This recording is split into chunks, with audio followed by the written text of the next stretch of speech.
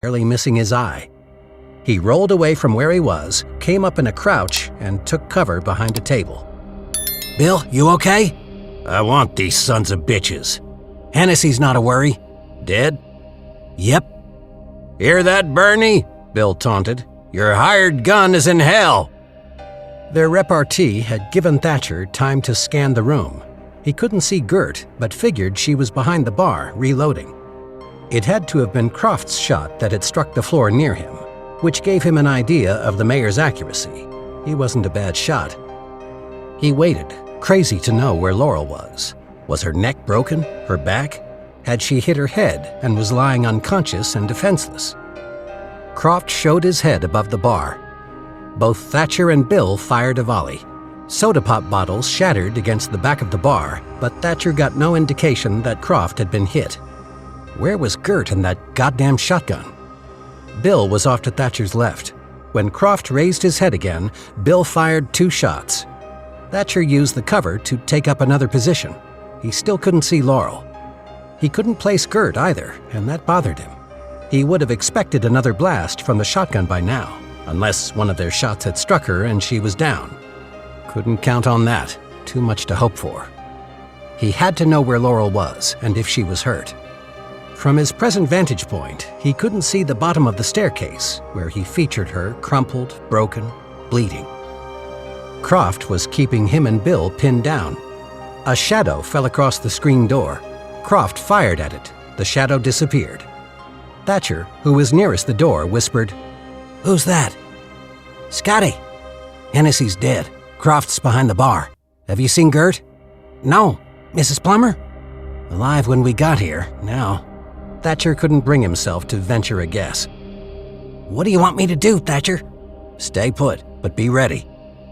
While carrying on the whispered conversation with the deputy through the screen, Thatcher had reloaded. Bill, who'd been exchanging pot shots with Croft, also had to pause to reload. Thatcher waited until he was done, then motioned to Bill that he was going to intentionally draw Croft's fire, giving Bill a chance at him. Bill acknowledged. Thatcher took a breath, then surged to his feet and ran toward the staircase, banging into tables, overturning chairs, reaching across his torso to fire back toward the bar. Croft took the bait. As soon as he showed himself, he and Bill exchanged a barrage. From beneath his left arm, Thatcher turned and fired 3 rounds at Croft before diving beneath a table. He rolled onto his back and fired toward Croft again, but he had disappeared behind the bar. Thatcher flipped the table onto its side and hunkered behind it so he could reload. "Bill?" "Bernie's hit. Wounded, at least." "Are you okay?" "Yeah." Thatcher knew that wasn't true. He was breathing like a man who'd been hit. But where? How bad? He couldn't ask without also giving Croft the advantage of knowing. "Bill, can you cover me?" There was a grunt, then, "Ready." Thatcher sprang up and sprinted over to the staircase. There was no sign of Laurel, not below, midway, or above. She tumbled. On her way down, one body part or another struck every tread of the steep staircase. She landed hard. The wind was knocked out of her. "Laurel!" The first time Thatcher had called out to her, Hennessy's hand had been over her mouth. She couldn't respond this time either, because she hadn't regained her breath, and Gert had been waiting for her at the bottom of the staircase. She crammed a sour dishcloth into Laurel's mouth and lifted her off the floor. The madam was more solidly built even than Hennessy and seemed twice as strong. She was certainly as mean and merciless. Laurel struggled, but without the use of her arms, and with every inch of her body pulsing in pain, she was virtually defenseless. But she'd be damned before she gave up. In an attempt to get Thatcher's attention, she banged her heels against the hardwood floor. But as she did, gunfire exploded, seeming to come from all directions at once and drowning out the sound. Gert hit her on the temple with the barrel of the shotgun, dazing her. She had the will but not the coordination to resist when she was dragged past the bar, into a narrow passage, and through a door. The area into which Gert shoved her was darker, cooler, and smelled of booze. Head still reeling, she realized that she was in Lefty's infamous back room. In the front room, Thatcher was in a gunfight. Thatcher could die. That prospect was more terrifying to her than the actuality of Gert, who was standing over her, loading shells into her shotgun. When she snapped it closed, she crammed the barrels beneath Laurel's chin. And Laurel's last thought? I love Thatcher. Thatcher stared at the emptiness at the bottom of the staircase. Laurel was unhurt. She'd gotten herself to safety. No. If she'd been able to respond to his shouts, she would have, unless she hadn't wanted to give away her position to Gert. Gert hadn't been behind the bar reloading. She'd abandoned Bernie to fight it out with Bill while she was settling her grudge against Laurel. But if Gert had fired the shotgun, he would have heard it. Laurel would be dead at the bottom of the stairs. Gert had a reason for keeping Laurel alive. Hostage. Okay, so where had Gert taken her? The back room. Had to be. Thatcher processed all this within a millisecond. By the time he'd completed the last thought, he was already moving in the direction of the back room. But as he reached the open space at the end of the bar, he was met with a hail of bullets. He fell back and ducked under the counter. He waited, breathing hard but as quietly as possible. He would be no help to Laurel dead. His mind tapered down to the single purpose of killing Bernie Croft, now. Gun hand extended, he stood up and moved into the space at the end of the bar, intentionally making himself an easy target. Croft was lying on his back in a pool of soda pop and his own blood. He must have spent all his bullets in that last barrage, because the pistol lay on the floor at his side.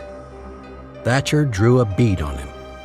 Croft's eyes showed stark fear, but he couldn't speak for the blood bubbling from his mouth. He was frantically clawing with both hands at the multiple bullet wounds in his torso.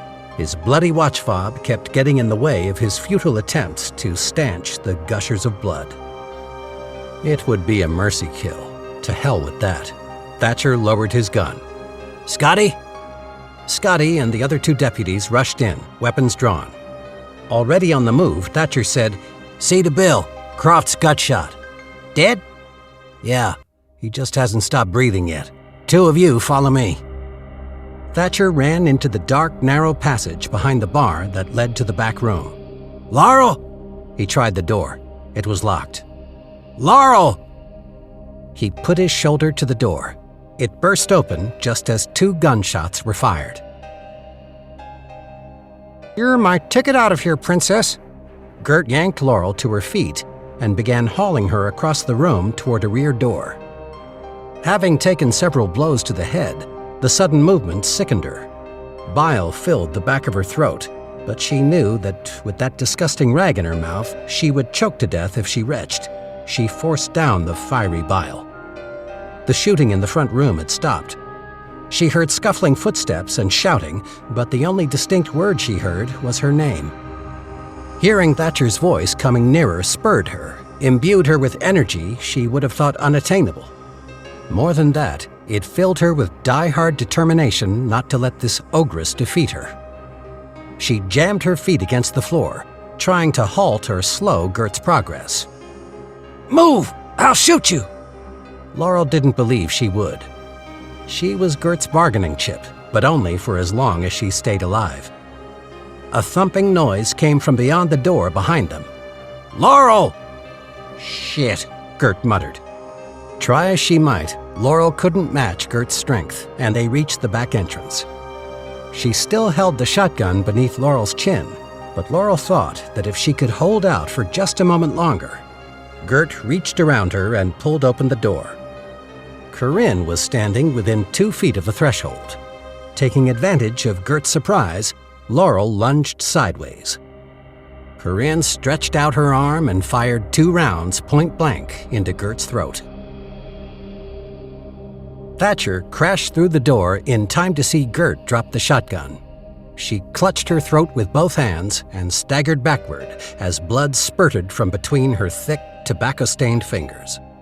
She landed on the floor like a felled redwood, her eyes wild. Even before they went unseeing, Thatcher was kneeling beside Laurel and yanking a rancid dishcloth out of her mouth. In seconds, he had her hands untied. He ran his hands over her to reassure himself that she was intact. She placed her hands on his chest, saying in a rush of breath, "She caught me at the foot of the stairs and stuffed that cloth in my mouth. I couldn't call out to you." He pulled her to him and placed his chin on the crown of her head. He looked at Corinne. "How do you get here?" "Irv and them deputies setting up the roadblock got into an argument over who was moving what vehicle first. It got to be a real pissing contest. Ain't that just like men? I run off while they weren't looking." She grinned and extended her hand, palm up, on which lay the small derringer. "I come to give Miss Laurel her pistol back." 60. The JP was summoned to declare Bernard Croft, Jimmy Hennessy, and Gertrude Atkins dead. Lefty, who seemed relieved rather than upset to learn that Gert had departed this life, was taken in for questioning and to sleep off his bender. He would keep Gabe Driscoll company in the cell block that night. Bill had taken a bullet in the thigh. It had missed major blood vessels, but was buried in the muscle and would need to be surgically removed. Irv offered to transport him to town in the back of his truck. Deputies carried him over and placed him in it. Laurel insisted she would be fine when her head cleared, but everyone else, especially Thatcher, was just as insistent that Dr. Perkins should check her over. He personally tucked her into the back seat of Bill's car, drove her to the clinic himself, and hand-delivered her to the doctor and a nurse. They gowned her and left her lying on the table in the examination room, where Thatcher was granted a private moment with her while they assembled what they would need to treat her mild injuries. She scooted over, creating a spot for Thatcher to sit. He clasped hands with her and looked her over. "Do you hurt anywhere?" "A little bit everywhere. Bumps and bruises, mostly." "Your head?" He wasn't sure she was aware of the large bruise on her temple. "The nurse already gave me aspirin powder. What happened there?" Tenderly, she touched the cut beneath his eye made by the wood splinter. "Nothing." She kissed her fingertip and barely touched it to the scrape. "I have some good news. Mike O'Connor is in a room down the hall. He's holding his own," Dr. Perkins said. "He predicts a full recovery. But he also told me that, in a lucid moment, Mike vowed on his St. Christopher medal to get revenge for Davy." "Maybe he'll have a change of heart." "I doubt it," she said wistfully. So did Thatcher, actually. To get her off that subject, he said, "You and Corinne will have to give your statements about what happened with Gert. It'll be a formality." "Of course." "But I have one question. Why did Corinne have your pistol?" "When all the trouble started happening in the hills, I was afraid for her safety. Even though Ernie—" "Who's Ernie?" She smiled. "I'll tell you about him sometime." He fingered a strand of her hair. "I think we both have a lot to tell each other." "Give me a hint?" He softly kissed her lips. As he eased away from her, she whispered, "I can't wait to hear the rest." From the other side of the door, Dr. Perkins cleared his throat. "Mr. Hutton, they need your help with Sheriff Amos downstairs." "Be right there." He stood and bent over Laurel. "I'll see you later." "Yes, however late it is." As he backed toward the door, they stretched out their arms, keeping their fingers touching for as long as possible before they fell away. Thatcher exited a door in the rear of the building where Irv's truck was parked. As he approached it, he overheard Corinne saying to Irv, "Miss Laurel said you'd have a hissy fit if you knew she'd given me her little gun, but good thing she did. I can't wait to tell Ernie about Gert. He'll be so proud of me." Deputies were grouped around the tailgate, talking quietly among themselves. Thatcher felt a kick of apprehension. "What's the matter?" "He won't come out," Scotty said. "What do you mean? He can't walk. Lift him out and carry him." "We tried. He threatened to fire all of us. He said he wouldn't go under the knife until he had talked to you." "Thatcher," Bill called. "Get in here." The others shuffled aside as Thatcher made his way to the raised tailgate and looked over it into the bed of the truck. Bill was lying on his back, sweating profusely and in obvious pain. "What the hell, Bill? Doc's got everything ready for you upstairs." "I need to talk to you. Get in," You others, he said, raising his voice, make yourselves scarce. Thatcher lowered the tailgate and stepped up onto it, saying over his shoulder, "Give us a few minutes." Thatcher?" He paused and looked back. Harold was threading the brim of his hat through his fingers. It seemed like he'd been appointed the spokesperson. You did okay out there today. I mean, damn good." The others nodded. "We'd all take you out for a beer except, well, this dang prohibition." The awkward invitation was their way of apologizing for the slights. Thatcher bobbed his chin. "A beer would go down real good. Some other time." They all breathed a collective sigh. Scotty said, "We'll wait over here." They moved away as a group, giving Bill the privacy he'd asked for. Thatcher hunkered down beside him. "What's this bullshit about?" Legs hurting like a bastard. "Then let us get you in there so the doc can fix you up." I'm scared of ether. "You'll sleep it off." I sent one of the men to tell Daisy. Hated to. Alice Cantor sent back word that she's doing a lot better. Got some scrambled eggs down her. She'll bring her to see me tomorrow. "That's good news. Let's go." Bill caught Thatcher by the sleeve. Something else. He settled his head on the floor of the truck and stared at the tarpaulin stretched overhead. Soon as I'm able, I'll be turning myself in. I took Bernie's bribes, let Hiram, others, get away with murder, like killing that boy, Elray. He'll be on my conscience for a long time. Thatcher wanted to say mine too, but Bill didn't give him a chance. Being lax kept things peaceful, but I'm a crook same as the rest. Past time I owned up to it. He blinked sweat from his eyes and grimaced with pain. This confession can wait, Bill. No, it can't. He returned his gaze to Thatcher. If I were to die on that table, you'd never know unless I tell you now, and that would be a tragedy. You're not in your right head, Bill. You're talking nonsense. He clutched Thatcher's sleeve tighter. From the start, I saw in you. He made a dismissive gesture. I already told you why I wanted you to work with me. Tim, all that. I wanted it bad enough. I lied to keep you here. His face contorted, and it wasn't sweat in his eyes, Thatcher now realized. It was tears. He choked on his next words.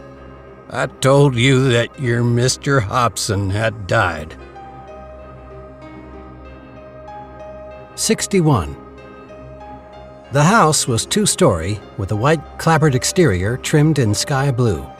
Thatcher was relieved to see that it was as nice a house as the growing city of Amarillo afforded. He went through the gate of the iron picket fence and up to the front door. His knock was answered by a gray-haired gentleman with a benign smile and gentle brown eyes behind wire-rimmed eyeglasses. Thatcher had been told that he was a prosperous accountant. "You must be Mr. Hutton." He extended his right hand and shook. "I'm George Maxwell. We received your telegram yesterday afternoon. Ever since, he's been watching the clock like a hawk." Thatcher was led through the main rooms of a house that smelled like lemon oil and homemade bread. The bedroom he was ushered into was bright, with sunlight filtered through gauzy curtains. A woman who was bent over the bed, adjusting the covers, straightened up and turned as she heard Thatcher enter. "Welcome, Mr. Hutton. My name is Irma." "Ma'am?" "Would you care for something to drink?" "Thank you, but I'm okay for now." She gave him an understanding smile. "Then I'll leave you to your reunion." As she passed him on her way out of the room, she said, "Bless you for coming." She and her husband withdrew and closed the door behind them. Thatcher almost wouldn't have recognized the person on the bed. His memory was of an average-sized man, but one who had seemed larger than life, a man robust enough to fit into the seemingly endless landscape that he'd lived on, worked on, and loved. Propped against a stack of fluffy pillows, he looked diminished. The stroke had paralyzed his left side and distorted that half of his face. The eye was permanently closed, his mouth drawn downward. No, Thatcher might not have recognized Mr. Henry Hobson, Jr. but Mr. Hobson recognized him. His right eye was lit up with joy. He raised his right hand and reached out toward Thatcher. Although his countenance and reduced form were unfamiliar, Thatcher would have known that calloused, crusty hand anywhere. It had taught him how to rope and shoot and brand, how to pack a saddlebag, start a campfire and put it out safely, how to hold a poker hand, tie a necktie, and how to use his table manners. It had patted his shoulder in congratulations for achievements and had squeezed it with encouragement following failures. Just about anything worth knowing he had learned from Mr. Hobson, the principal lesson being that a man was only as good as his word. He crossed over to the bed and took Mr. Hobson's hand in his. "I promised you I'd be back." In his mind, Thatcher had replayed the telephone conversation with Trey Hobson's secretary and realized how the condolences he'd extended had been misconstrued as a reference to Mr. Hobson's debilitating stroke, not to his demise. The Maxwells told him that following the major stroke, Mr. Hobson had suffered several minor ones, and that his doctor predicted a cerebral event from which he wouldn't recover. "Irma has nursing experience," Mr. Maxwell explained. "Several years ago, we began making our spare room available to patients in Mr. Hobson's condition. When he was dismissed from the hospital, we had a vacancy and invited him to move in. His son agreed that being with us was preferable to a nursing home." And the kind couple were far preferable to Trey, Thatcher thought. The Maxwells gave him a bedroom on the second floor and treated him like an honored guest, but largely he was left free to pass the time with Mr. Hobson. His visit stretched into weeks.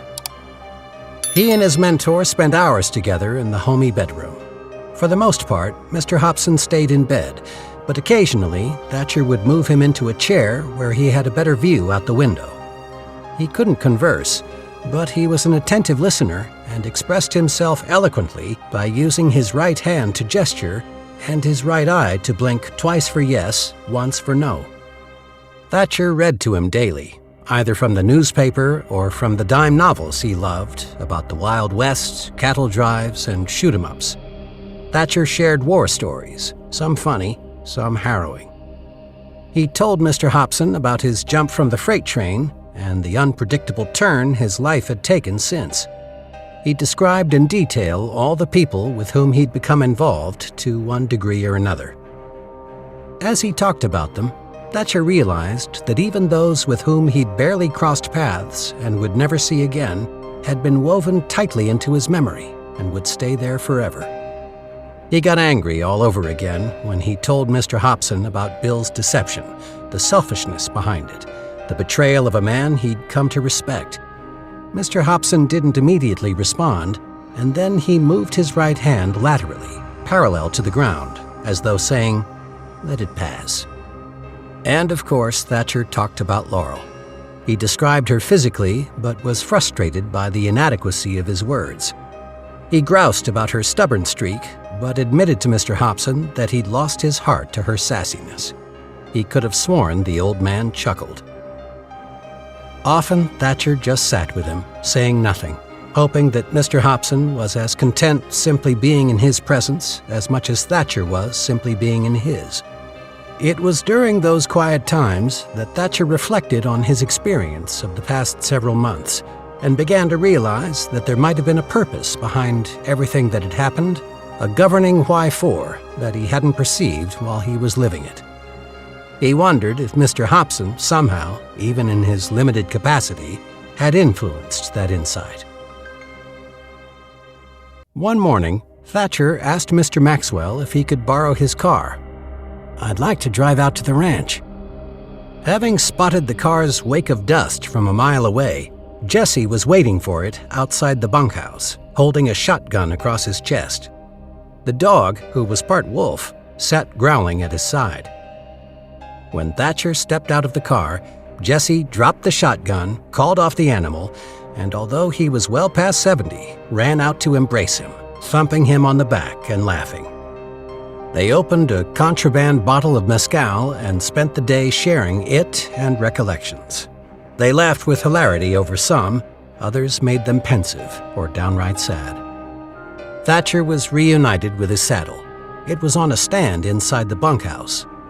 Thatcher ran his hand over the smooth leather. "It's never looked better, Jesse. Thank you for keeping it in good condition." When the old ranch hand asked about his former boss, Thatcher told him he'd considered packing Mr. Hobson into the car and bringing him along. "But I think he's too frail to have made the drive out here."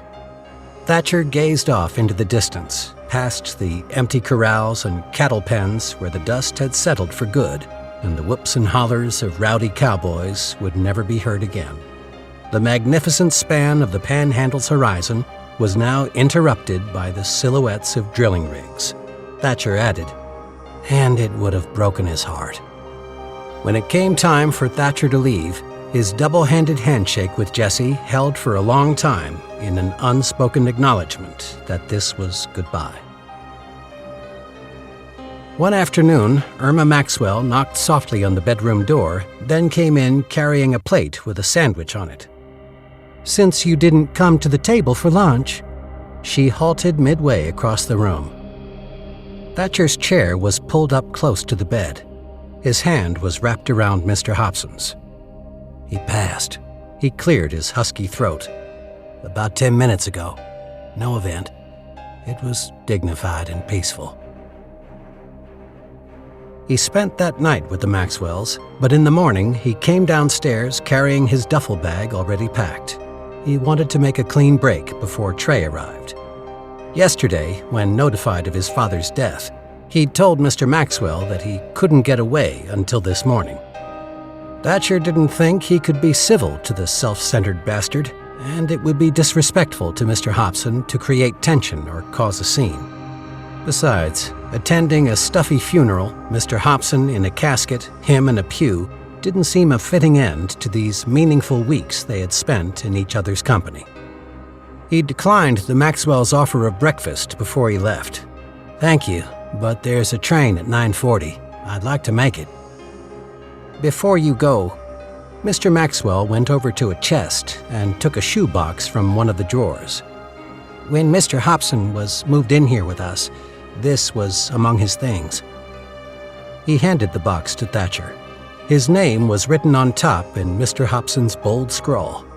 Before he raised the lid, Thatcher heard the familiar jingle and knew what he would find inside. Mr. Hobson's spurs, still dirt encrusted from his last ride. 62. Not entrusting his saddle to the baggage car, Thatcher boarded the train with it on his shoulder. He set it in the seat in front of him where he could keep an eye on it. He took the seat next to the window. To discourage interaction with other passengers, he pulled his cowboy hat over his eyes, slumped in his seat, and pretended to be asleep. The train chuffed out of the station. He must have dozed because he was roused by someone asking, "Is this seat taken?" Damn. Thatcher shook his head. "No." "Ah, good. The cars are crowded." The passenger settled into the seat. "Where are you headed?" So much for discouraging conversation. Thatcher took off his hat and placed it on his knee. He put his thumb and middle finger into his eye sockets and rubbed them. "Abilene, then east from there." "Back to Foley?" Surprised by that response, Thatcher glanced at his seat partner, did a double take, then his right hand automatically went for his pistol. "You're not wearing your gun belt. I checked as you boarded. I didn't want you to shoot me before I could explain myself." The smile he flashed was not that of a pimp. In place of the gold tooth was a normal white molar. "You thought you'd seen the last of Chester Landry, didn't you? Well, you have. And God, what a jerk he was. I'm glad to be shed of him." He had medium brown hair that was wavy and loose, not slicked back with pounds of pomade. He was dressed in a conservative dark suit with a pinstripe vest and unremarkable necktie. Thatcher looked around to see if they were being observed, possibly to reassure himself that he wasn't dreaming. No one was paying him any attention except the man seated next to him. Thatcher said, "Who the hell are you?" "Louis Mahoney, detective, Dallas PD." I'll show you my badge if you insist, but that can be awkward because I'm presently on loan to another agency, working undercover. What agency? I can't tell. That's convenient. Actually, it's a nuisance. Because I would like for you to believe me, Mr. Hutton. I'm sure you have questions. I'll answer those I can. What happened to Randy? He was drawing too much attention to himself. I was afraid that Croft was going to have him killed, so I had to get him out of there. I lured him to Dallas by promising him a position in my fictitious bootlegging operation. I took him to a speakeasy to celebrate his new employment. It was raided as planned. Dallas police arrested him as planned. I escaped arrest as planned. Like at Lefty's. He made a wry face. No, that wasn't planned. I just got lucky that night. Anyway, Randy. Arresting officers promised him clemency in exchange for names. That of Chester Landry topped his list, of course. Not the most loyal of acquaintances. A young man of meager character and negligible morals, but not deserving of having his throat cut by Jimmy Hennessy. He looked at Thatcher shrewdly. By the way, congratulations on that outstanding display of marksmanship. You're already a legend. I'll bet Wyatt Earp is pea green. Thatcher ignored that. You know, some suspected me of being a secret agent. Croft was convinced. You bedeviled him, Mr. Hutton. I'm glad to hear it. But I'm talking about friends who figured me for a spy. I'd hate doing what you do, Mr. Mahoney. Yes, you would. The integrity thing. Doesn't it ever bother you to rat out people who've befriended you? It would, if I didn't stay focused on the big picture. Which is what? First and foremost, I'm an officer of the law. I despise this Prohibition Act because it is already making lawbreakers out of law-abiding people and turning petty criminals into villainous racketeers. Croft, for example. My understanding is that he was always corrupt. Yes, but he hadn't gone so far as to murder anyone. Greed rid him of restraint. Even in the short time I knew him, I saw it happening, and it was frightening. Mark my words, Hutton. The next war this country fights is going to be against violent crime syndicates that give no quarter. Like Davy O'Connor's assassination, firing the Johnson's house. Exactly like that. Jesus, he said, shaking his head. For months I'd been coordinating a county-wide raid. Several agencies working together, we were going to nail Hiram Johnson and Bernie Croft. He made a helpless gesture. Croft moved first, hard and fast and without my knowledge. Incidentally, we've identified the men who ambushed the O'Connors. All were on Croft's payroll. They've got prices on their heads. Somebody will turn. We'll get them. You went to Laurel Plummer that night and told her you wanted to make her an offer. I was going to reveal myself for who I am and ask her to become an informant for me. In exchange, I would see to it that she and her associates would be granted clemency for moonshining. He chuckled. Looking back on it, it was a bad idea. For putting her in danger like that, I would have killed you. As I said, a bad idea. Again, he laughed softly. I don't advise getting on her fighting side. She has a wicked right hook. He worked his jaw laterally. When Thatcher didn't react, he said, I can see that you're not amused. He paused as though seeking a better way to express himself. Let me assure you that I'm often bothered about the betrayal aspect of my job. But I don't go after the small-timers like your Mrs. Plummer. I'm after the bad guys, the ones who would have ultimately gotten rid of her for no other reason than that she was becoming a pest. Croft. Or someone like a Chester Landry, but the real article. I was afraid that was exactly what was going to happen. I figured. Your protectiveness was apparent. Thatcher didn't comment on that. How do you know I'd be on this train? I knew you were in Amarillo, and the reason for your being here. I'm sorry about your friend. Thanks, but why were you keeping tabs on me? He smiled, a genuine, unaffected smile. First, because you're damned interesting. Then, because the more I saw of you, the more I came to believe that you had missed your calling. He withdrew a business card from the pocket of his vest and handed it to Thatcher. There's a good man, a sheriff in Bynum. Know it? No?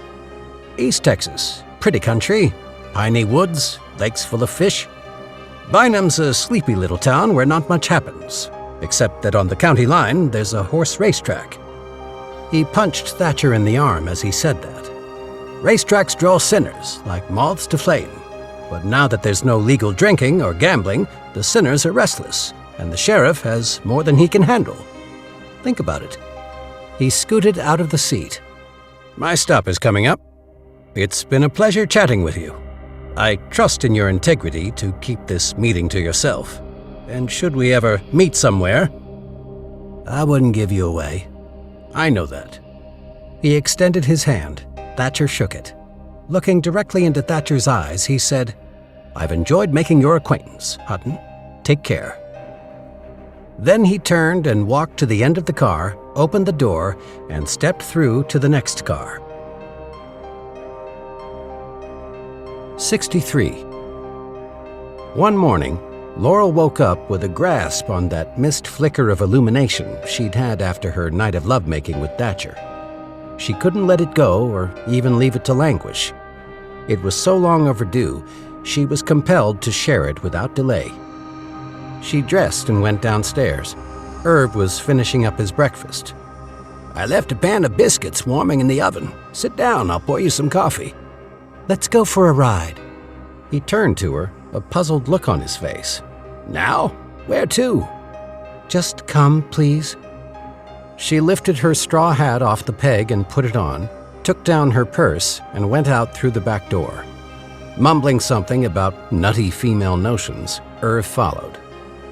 10 minutes later, Laurel sat down on the narrow strip of grass between Pearl's and Derby's graves. She motioned for Irv to join her on the ground. I won't be able to get back up. Yes, you will. I'll help you. He lowered himself to the ground on the other side of his son's grave. What's going on, Laurel? What's the matter? Are you sad over him? She knew he wasn't speaking of Derby. Thatcher had left without a word and hadn't come back. No one knew if he would. She cried herself to sleep most nights. She was in dire need of comforting, yet the person who could ease her misery was the source of it. She was furious at him for that, but her yearning for him was like a sickness. This isn't about him. Told you not to trust him. You did, she said softly. Idly, she began pulling up the dandelions that had begun sprouting on Pearl's grave. Something's come to me recently. A package? No, she said, smiling. Nothing tangible, although I do consider it a gift of sorts. I think when Gert clouted you on the head, she knocked something loose. She laughed softly. You might be right, in which case I have her to thank for this. He opened his mouth to say more, but she held up her hand. It's enlightenment. It's been trying to worm its way into my consciousness. I think, subconsciously, I wanted it to stay put. I've resisted facing it. But I woke up this morning with it firmly seated in my mind. And please stop looking at me like I belong in a loony bin. Well, how am I supposed to be looking at you? You ain't making a lick of sense. Then I'll make it plainer. She dusted loose dirt off her hands. Irv, you know how bitter I felt toward Derby for abandoning me. You had a right to be. Not really, because I also abandoned him. What are you talking about? I've never told you about our start. We met at a dance, which was forbidden to me, of course. I sneaked out and went with a girlfriend. Derby was handsome and fun, someone I knew my parents would disapprove. I'll admit that was a large part of the attraction. Our whirlwind romance and hasty marriage was my deliverance. Just 6 weeks later, he left for Europe. I was a bride. Then the war ended and he came home, to a wife. If he had returned with a shattered leg, I wouldn't have expected him to run sprints, would I? But in my selfishness and immaturity, I guess, I expected him to pick right back up where he'd left off. Giddy in love, light-hearted, optimistic, oozing charm. But it soon became apparent that Derby was no longer that romantic hero. What's become clear to me is that unintentionally, applied pressure on top of the pressure he was already feeling. I didn't support him the way I should have. Laurel. No, please, let me get this out. He dry scrubbed his face with his hand and motioned for her to continue. I cleaned and cooked and slept with him like a dutiful wife. I begged him to talk to me about the things that were haunting him. I pushed him to try this, to do that, to get help. I swear to you that I did all of this out of love. I hated that he was suffering and seemingly unreachable. But I've come to realize that what I considered encouragement must have sounded like harping to him. He even said so just before he shot himself. I'm sick of you nagging me about every goddamn thing. God knows I wanted to rescue him. But what he might have needed most was for me to stop flapping around him, dispensing advice, and just to be there. To hold him tight without saying anything. That's what I didn't do. I didn't allow him to face his fears within the cradle of my arms. Irv frowned down at the turf over Derby's grave. There was still a slight mound that had yet to flatten out. You're being too hard on yourself, Laurel. I told you Derby always had that darkness in him. I don't know that I could have fixed him, Irv. It's vain of me to think that I could have prevented him from taking his life if he was determined to do so. We'll never know, but given how damaged he obviously was, I didn't give him credit for struggling through each day as well as he could. I laid all the blame on him for what he did. That was unfair. She reached across the grave and took Irv's hand. You fault yourself for having to leave him when he was a boy. In your circumstances, you did the best you could. It was important for me to tell you that I could have done better by Derby. He sat for a moment without saying anything, then squeezed her hand. I couldn't have chosen a better daughter-in-law if I was to have picked you myself. She had to clamp her lip between her teeth to keep it from quivering. He cleared his throat noisily and said, Now that's done. Come hoist me up. 64. Thatcher walked from the train station straight to her back door, which stood open. He watched her through the screen door as she placed a circle of rolled-out dough into a pie tin and began working the edges with her fingers. Fluting. She started at the sound of his voice. For a span of 10 seconds, she held his gaze, then went back to what she was doing. Go away. Didn't you get my telegram? With one flour-covered hand, she gestured toward the drain board, where the torn-up pieces of a telegram lay scattered. I'm coming for you. You have your nerve. Get away from my house. I'm busy. I had to go, Laurel. She stopped fiddling with the dough, but kept her head down, looking at her handiwork rather than at him. Sheriff Amos told me about Mr. Hobson. How'd that come about? Well, after days of hearing nothing from you and not knowing where you were, if you were alive or dead, I went to see the one person who might know what had happened to you. He was still recovering from the surgery. Finished with the pie crust, she reached for a dishcloth and wiped her hands. He told me about his lie. She set down the cloth and looked at him sorrowfully. That was an awful thing for him to do, Thatcher. Did you make it to Amarillo in time? He opened the screen door and went inside. He passed last Wednesday. You got to see him? Yeah. He searched her eyes. Laurel, I know it must have looked like I had run out on you, but I had to go. And I had to go right then, before anyone could try to talk me out of it, or delay it, or whatever. And I don't regret that decision. I love the man, and I wouldn't give anything for the time we had together before he died. I don't blame you for being mad. Just please try to understand. She had softened considerably. Of course I understand, Thatcher. I was more afraid for your safety than mad. She covered a laugh with her hand. No, I was furious. He smiled. You had reason. She glanced at the telegram she'd ripped up. Where have you been since last Wednesday? I made a side trip to Bynum. In East Texas? That's more than a side trip. We can talk about it later. Is Irv here? No. Are you expecting him? He's staying out with Ernie and Corinne tonight. Thatcher still didn't know who Ernie was. Turn off the oven. She placed her hands on her hips. I'm in the middle of baking pies. He went to her, put his hands at her waist, and drew her to him. Turn off the oven. Not long afterward, they lay naked and entwined, her hair as tangled around them as the bedsheet. He lay on his back with one knee raised, she with her head on his chest, which she lightly strummed with her fingertips. I gave in way too easily. Easy hell. He cupped her bottom and scooted her hip up against his. It took me 20 whole seconds to get you up the stairs. She laughed, then took his hand and nestled it between her breasts. No teasing. I truly am sorry that you lost Mr. Hobson. I didn't lose him. He'll always be there. Will you tell me stories about him? He tilted his head down and tipped hers up so he could look into her face.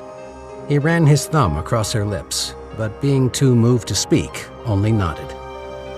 She returned her cheek to his chest. After time, she asked, What was in Bynum? A job? He felt her go still. It's not a horse training job, is it? No. He lifted her off his chest and turned onto his side to face her. He laid it all out and was more worried than he wanted to admit when she didn't immediately embrace the idea. It seems so random, she said. Where'd you hear about it? He gave her a half smile. I met a man on the train out of Amarillo. He told me about it. It sounds good, Thatcher, but you could have the same job here. It would be hard for me to work for Bill again. I get that, but... And I can't wear a badge and be married to a local moonshiner. You haven't even asked me to marry you. Will you marry me? No. He laughed and nuzzled her neck. Sliding his hand into the V of her thighs, he whispered, You don't have to give me your answer right away. He kept her occupied for the next half hour, rearranging her limbs to allow him access to enchanting spots, turning her this way and that to explore and entice, lazily mapping her sweet body with his hands and lips and tongue. He tormented her with his dalliances until she gasped, Now. He pushed into her, and the fever pitch that he'd aroused in both of them combusted. He emptied all the sadness and disappointment, uncertainty and longing that he'd experienced in the past few weeks into her. He was now convinced that everything that had happened since his leap from that freight car had been predestined. He'd been making his way home, but not to a place, to a person. He would only ever be home with this woman. Still breathing hotly, he rested his forehead against hers and pushed his fingers up into her hair. I love you, Laurel. I believe you do. And you love me. I'm thinking it over. Nah, you love me, and you're gonna marry me. You don't know that. Yeah, I do. I have a knack. He melded their mouths, and by the time he ended the kiss, he'd convinced her. The next morning, over breakfast, he said, On our way to Bynum, I thought we'd stop over in Dallas and get married there. Spend a couple of nights in a hotel bed. At the stove, she sent him a smile over her shoulder. I've never been in a hotel, and I've only seen the skyline of Dallas from a distance. Tell me about Bynum. It's pretty, green, lots of trees. I looked at a house that has a barn. You could keep horses. I could teach you to ride. She carried over a plate of hotcakes and set it in front of him. Lips smiling against his ear, she whispered, You already did. He pulled her onto his lap. You took to it good, too. He lowered his head and snarled against her breast.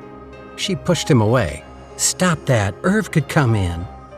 What's the kitchen in this house like? Large and airy. You could bake to your heart's content.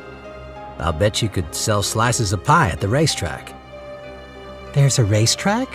Mm-hmm. His hand had ventured inside her housecoat and was toying with her nipple through her nightgown. It causes some excitement, but otherwise it's a sleepy little town where nothing much happens. His mouth replaced his plucking fingers.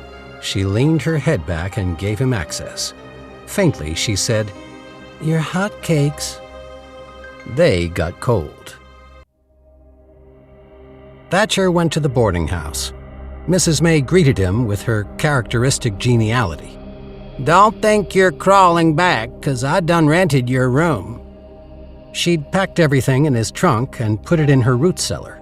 He retrieved his belongings and happily left the place for the last time. He went from there to Fred Barker, literally with hat in hand, and profusely apologized for having left without notifying him. "I didn't even return the rifle you loaned me." "No, never mind," Barker said. "Sheriff sent a deputy over with the rifle and a note explaining, 'Afraid some of the owners of the horses you were training came to get them.' I don't blame them a bit." That week, he worked at the stable several hours a day, exercising the horses belonging to Barker. On his last day, as he was about to leave, he said, "I'll always be in your debt for hiring me that first day. I ain't ever been sorry for it. Never saw a horseman good as you. I'm gonna miss having you around. Roger's plumb heartbroke." They shook hands. "Good luck to you, Thatcher." Thatcher tipped his hat and walked away. Barker called after him, "I like them spurs." Thatcher smiled back at him. "I'm gonna try to earn them." Bill was sitting in one of the rockers on his front porch when Thatcher drove up in Laurel's car. He got out and walked to the porch. As he sat down in the second chair, he motioned toward the cane propped against Bill's. "How's the leg?" "Okay, just aches. Some days worse than others." For a time, neither said anything. Then Thatcher asked after Mrs. Amos. "I'm taking her to Temple. They've got a 3-month program, but she hasn't had a drop since the arsenic thing. She wants to get well. We've been talking a lot about Tim. I think she's finally come to terms. The other day, we even laughed over something he'd done when he was a boy." "That's good, Bill. That's real good. She'll be all right, I'm sure of it." Bill waited a moment, then said, "Mila Driscoll's body was recovered." "No trouble locating it?" "Not after I passed along your description of that rock pile. Her uncle took her remains to New Braunfels for burial." "Driscoll?" "The sorry son of a bitch has fired 2 defense lawyers already, and they were glad of it. The judge granted a change of venue, so at least he's off our hands. If the state doesn't hang him, he'll spend the rest of his life behind bars." He looked over at Thatcher. "You'll probably be subpoenaed to testify when he comes up for trial." "I'll be there." "Patsy Kemp took Norma's baby boy and moved to Colorado to join her husband. They never could have kids, so they're happy to have him. I told her we suspected that Bernie Croft had fathered the boy, and that in all probability he'd been the one to assault Norma. She was shocked. She'd never met Bernie, only knew him to be the mayor. Miss Blanchard took that secret to her grave. I wish she'd kept the one that got her killed." Bill gave a solemn nod, then said, "Still looking for Chester Landry. He's nowhere to be found. That one is slippery as owl shit." "Yeah." They rocked in silence until Bill said, "They charged me with misdemeanors only. Gave me 1 year and probated that." "You're not a crook, Bill. You just got caught up and couldn't get out." "Naturally, first thing I did was tender my resignation, but there's a group of county officials already urging me to run for re-election when the probation is up. Can you believe that?" "Yeah, and I'd bet on you winning." "How sure are you?" "Royal flush sure. This is Texas." The two laughed lightly, then Bill's smile gradually faded until his mustache drooped. "I heard you leaving." "Tomorrow." "Bynum, I've met the man you're going to be working with." "He mentioned it at a Sheriff's Association meeting?" "In Austin, a while back, before the war. He's a good man." He stared into the near distance. After a time, he said, "You could stay here, Thatcher. Take over while I'm on probation." No, that should be Scotty. "You'd be leaving anyway, though, wouldn't you?" He hung his head. "For what I did, I apologize, Thatcher." Thatcher made the gesture that Mr. Hobson had, a silent grant of forgiveness. "That's not the reason I'm going." Before continuing, he waited until Bill had raised his head and was looking straight at him. "This is your place, Bill. You found it, or it found you, but it's where you were meant. I need to make my own place." "With Laurel Plummer? I trust she's going with you." "If I have to strap her to the back of the car." "How will you two reconcile your job with her moonshining?" Davy O'Connor getting killed shook her to the core. When she started out, she underestimated the danger, but seeing firsthand all the blood spilled, she's sworn off. From now on, she wants to stick to pie baking. "Well, I wish you all the luck." "Thanks. You too." Thatcher stood. Bill used his cane and pushed himself to his feet. They shook hands. Bill said, "I'm not proud of lying to you, Thatcher, but God help me, I can't regret that I did." Smiling at Bill from beneath the brim of his hat, Thatcher said, "Me neither." Laurel returned home after running errands to find Irv and Mike O'Connor in conversation beside Irv's truck. She had visited with him several times during his recovery. He was still paler and thinner than he'd been before he'd been shot. The twinkle in his eyes had dimmed, and it would probably be a while before they regained their full wattage, if they ever did. But when she alighted from her car and walked toward them, the familiar dimple appeared in his cheek. "Ah, here's the lovely Laurel. I've been waiting on you." Irv made his excuses and went into the house. "I understand that tomorrow's the big day. I thought I ought to come say my goodbyes to you now, in private, while your sullen cowboy wasn't lurking about."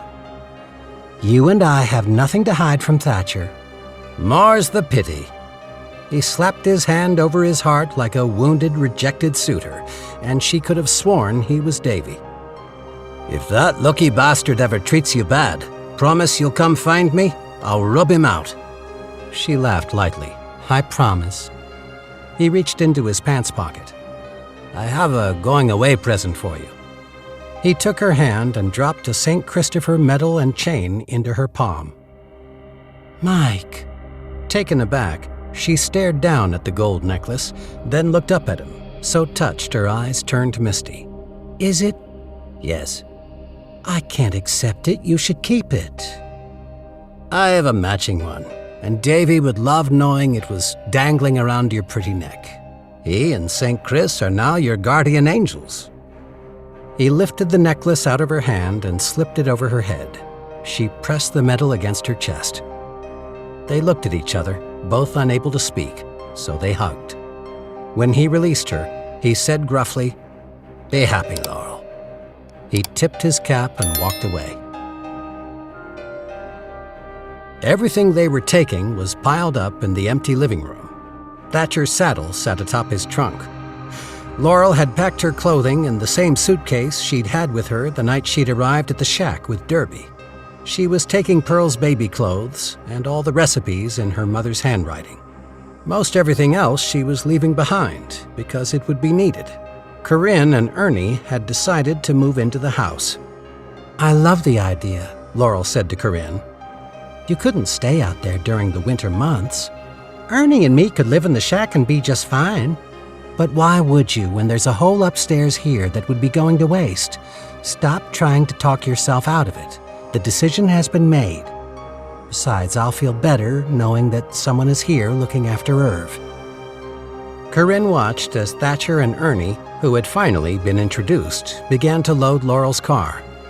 "It's not going to be the same without you here, though," the girl said wistfully. "No, but you have the post office box key. I'll be writing to you at least once a week, so don't forget to check it. If it weren't for you, I couldn't read them letters you'll send." Laurel reached out and pulled the girl to her. "I'm going to miss you." "Me too, Miss Laurel." Lowering her voice, she said, I wouldn't trust you to nobody but him," she said, casting a glance at Thatcher as he swung his saddle onto his shoulder. "He's quality." "Yes, he is." As they broke their hug, Corinne dashed a tear from her eye, then said, "Oh hell, Ernie, you're gonna bust open that suitcase carrying it like that." She went over to instruct and assist him. Laurel went in search of Irv and found him in his room. He was sitting on his barrel seat, staring at the floor. "What are you doing in here?" she asked. The girl told me I was getting in the way more than helping. And she's right. Arm still hurts if I move it a certain way, and this damn bum hip. He muttered the rest, but she knew that his crankiness wasn't due to his ailments or Corinne's criticism. She sat down on the end of his bed, facing him, and said softly, "I'm going to miss you too, terribly." Frowning, he said, "It ain't too late to change your mind. I've worked the rails over there in East Texas. It ain't like here. It's humid. They got mosquitoes as big as turkeys. Alligators." "I don't think there are any alligators in Bynum." He harumphed. She reached for his hands and held them. "Be careful with your new enterprise." His bushy eyebrows shot up. "Enterprise?" She gave him a look. "The first giveaway was catching you in a tete-a-tete with Mike O'Connor yesterday. I thought you didn't trust his dimples." "Who said I do?"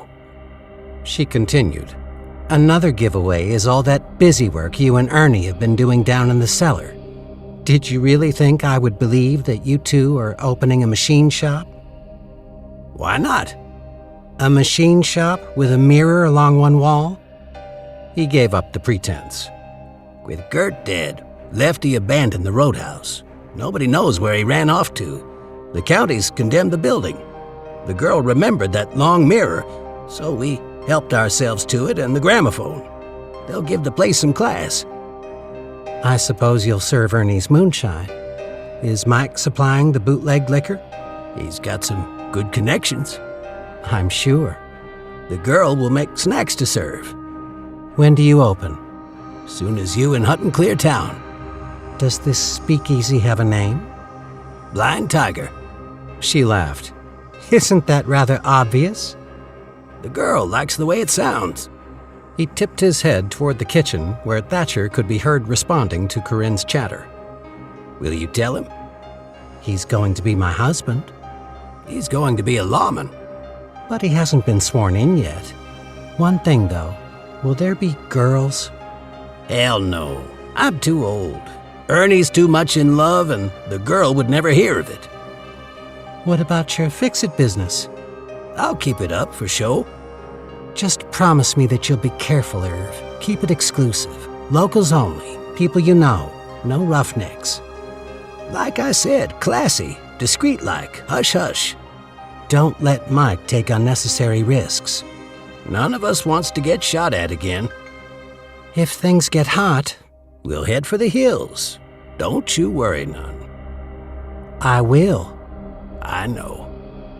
She patted him on the knee, then stood and placed her hands on either side of his face, tipped his head down, and kissed his bald pate.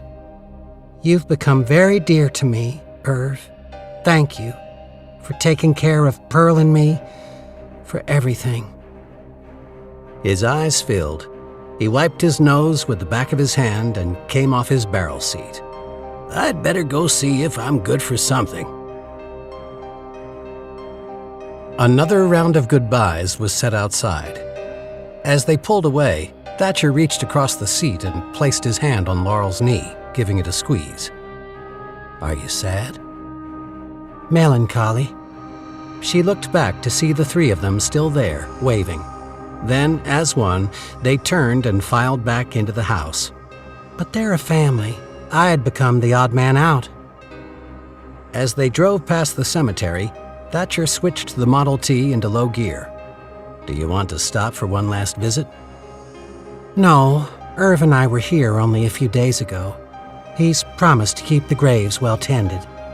She didn't share the conversation she'd had with Irv about Derby, but she said, "When I think about Pearl, I don't think of her being in the ground. I think of her sweet face looking up at me as she nursed." I'm not leaving her here.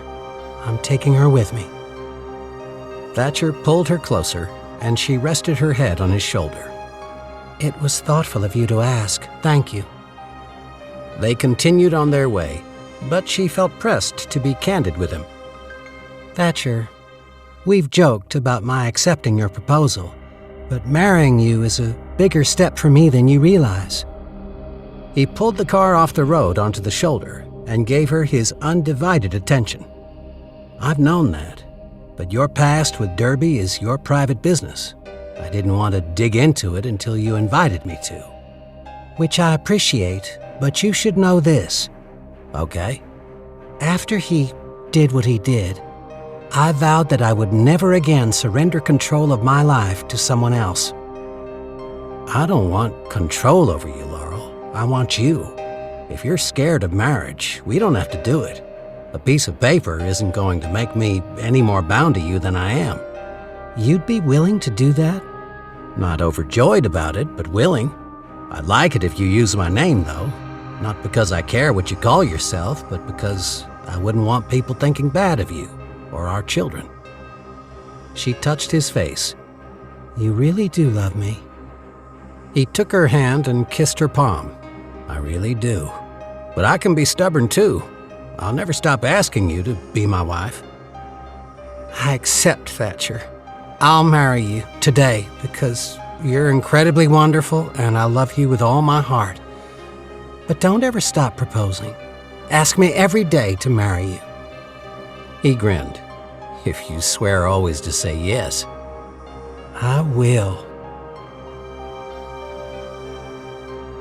This has been a Hachette audio production of Blind Tiger, written by Sandra Brown, read by Jason Culp. Produced by Robert Van Kolken. Post-production by James Bennett. Blind Tiger is also available in print and digital formats from Grand Central Publishing, a division of Hachette Book Group. Text copyright 2021 by Sandra Brown Management Limited. Audio production copyright 2020 by Hachette Audio, all rights reserved. Hachette Book Group supports the right to free expression and the value of copyright. The purpose of copyright is to encourage writers and artists to produce the creative works that enrich our culture. The duplicating, uploading, and distribution of this book without permission is a theft of the author's intellectual property.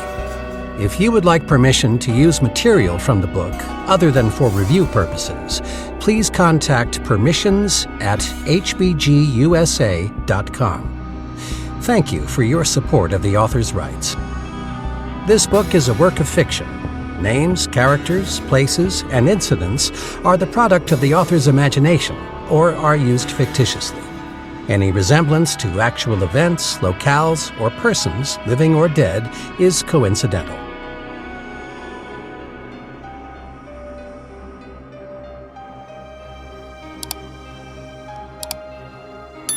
Audible hopes you have enjoyed this program.